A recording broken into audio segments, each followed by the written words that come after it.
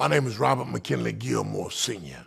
I served in the United States Air Force from 1971 to 1975. They ended up giving me Clark Air Force Base in the Philippine Islands. And I was in the medevac squadron there. It was the greatest cultural shock in my life. People were in military mode everywhere. And that's when I realized, I said, well, what's going on? I thought this was, everything's supposed to be peaceful. They said, well, they still fighting. I said, fighting where? In Thailand and Cambodia. So the war was still raging and American troops were still involved. I became a medic in the AirVac squadron, greeting C-141 planes, which were full, it was like a flying hospital. And my job, our job was to take those wounded patients out and stabilize that condition prior to them being able to be shipped stateside. And some of them couldn't be stabilized because their injuries were too far gone. And at 19 years old, that's the first time I ever saw somebody die. When you go into tech school in the service, you're practicing on dummies all the time, plastic dummies. You're showing them how to do sucking chest hole wounds, CPR, whatever. And you go through the manuals, and it's all in a book. But when you deal with a live person, a person who is breathing, whose limbs have been blown off, whose body, 95% of their body has been burned from jet fuel, and the person is in pain. And that's what made me realize that war can kill you, or you can be forever changed. And that made me realize as a medic that I couldn't save people, which is what we had been trained for. All I could do was help stabilize them. It affected me mentally. I started using drugs. I started shooting heroin. I had previously been involved, but not to that degree. I wanted to act like I was strong enough to understand that some of these young men would die.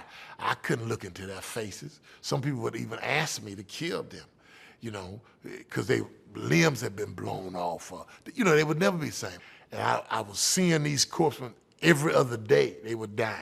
It was almost a way for me to keep it out of my mind. That was the only way I could serve. That was the only way I could do what I could do. But every evening, before I could even leave the base, I would be shooting up when I got in the door just to try to hide the pain. Because I felt like I would die over there. I wouldn't come back because I'd seen so many other soldiers die.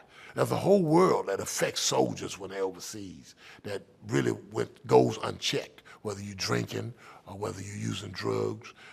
Everybody was doing something. So I decided I had failed myself, I'd failed my country, I'd failed my father.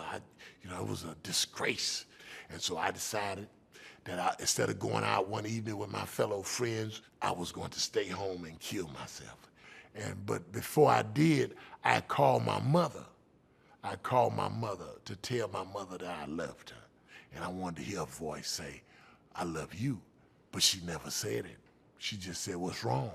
Then that's when I told her, nothing's wrong, you don't understand. And she dropped the phone and ran and, told my grandmothers who prayed a lot, and I could hear her saying, Robert's in trouble. And I knew I wouldn't make it back. And that's when I tried to kill myself.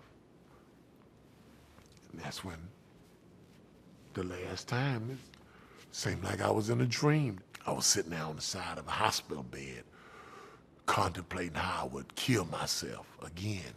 And the words of a Sunday school teacher came to me from Sunday school class, and said, if you ever get in trouble, you can always call Jesus. That's what the word, just like that, and I'm thinking I'm hallucinating or something, But sure enough, that's what I did, had a talk. And that's when I started back. I came back, and they put me in a special treatment program.